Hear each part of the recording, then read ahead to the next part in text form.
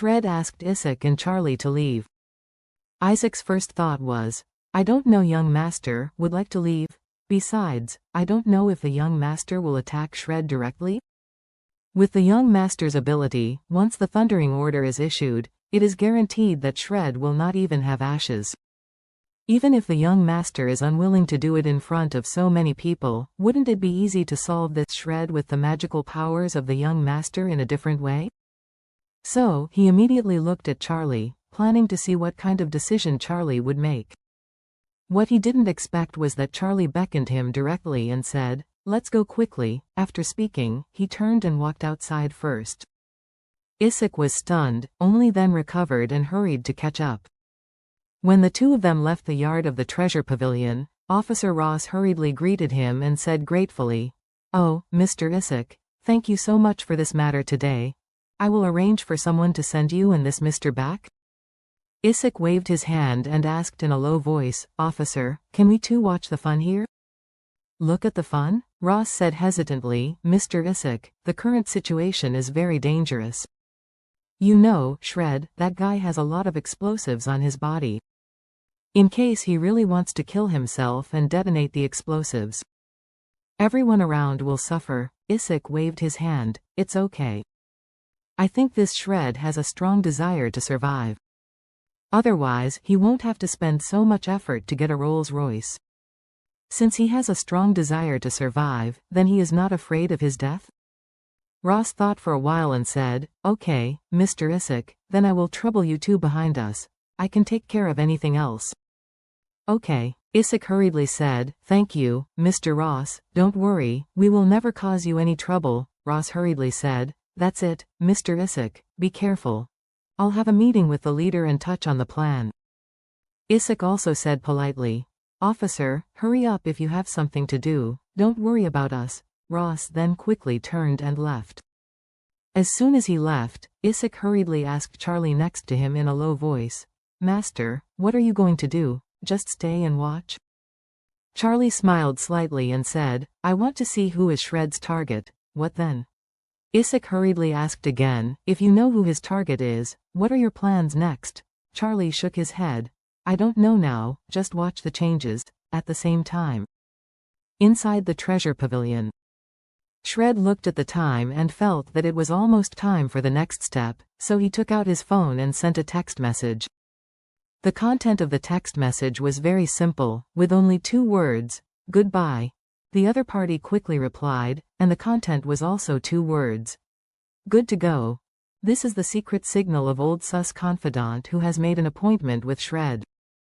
Once the opponent is ready to go, it means that they are ready and Shred can set off. If the other party does not reply, then Shred can only continue to spend some more time in the treasure pavilion. When the other party replies to these 2 words, and only then he can go out. Now, the other party has given a clear reply, and Shred does not intend to continue to waste time. He looked at the people in the hall holding their heads and squatting down and said coldly, "They have already prepared the car I want, so it's time for me to leave here. Thank you all for your cooperation. You will be free when I leave." The more than 100 people present immediately breathed a sigh of relief when they heard this. Everyone's face appeared with a smile after the disaster. The law and order in China is so good that most people will never encounter such a thing in their lives, and if they encounter such a thing, they are getting out unscathed. That is really great luck.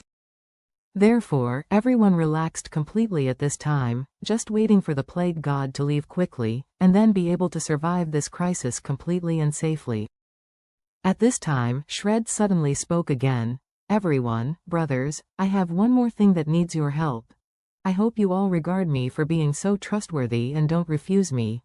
When everyone heard this, they suddenly became a little nervous. No one knows what Shred needs. If he wants money, it doesn't really matter.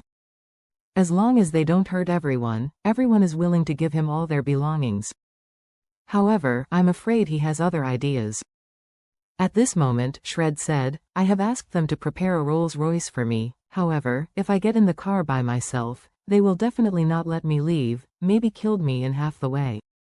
So, brothers, I have to find 2 people to accompany me on another journey.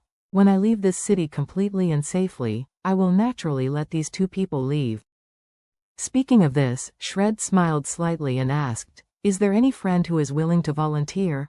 After hearing this, everyone immediately bowed their heads deeply. It's like a scumbag who generally doesn't review his homework. When he hears that the teacher wants to call up and recite the text, he prays in his heart and doesn't choose himself. However, deep in the hearts of everyone present, there was more or less luck. Everyone feels that if there are more than 100 people on the scene, if only 2 are selected, then there is a high probability that they will not be the ones selected. In fact, Shred has a candidate deep in his heart, but he still has to do what he should do. Otherwise, if someone sees the clue, it will upset the benefactor behind him and let himself live like this. It's not easy. Therefore, he looked around pretending and said a little displeased, "You guys are really not interesting enough. I have done what I said to you, but now when I need your help a little bit, you guys one by one are looking another way. It's like a tortoise with a shrunken head. You don't even dare to look at me. Isn't it a bit too much?" At this time, naturally, no one dared to take his words. After all, everyone knows the principle of shooting the first shot. If one is paying attention now, it is very likely to be selected by him. As a result, everyone still buried their heads deeply, and no one dared to look up at him. Shred yelled annoyedly, "Damn. It's all fucking playing with me, right? I treat you so much, you don't even dare to look at me, right? Okay. I count to 3 seconds. By then, if anyone doesn't look up at me, I will kill him with 1 shot." As soon as he said this, more than 100 people immediately raised their heads without hesitation and looked at Shred unblinking. No one does not cherish their own life, so no one dares to disobey this kind of desperado who kills without blinking at this time. Shred's eyes patrolled around, and then his gaze fell on Leona and Ziyu, and said with a lewd smile, "I didn't expect that there would be such a beautiful pair of ladies here. If you accompany me on the way to escape, with such a beautiful beauty, it's worth death, it's you."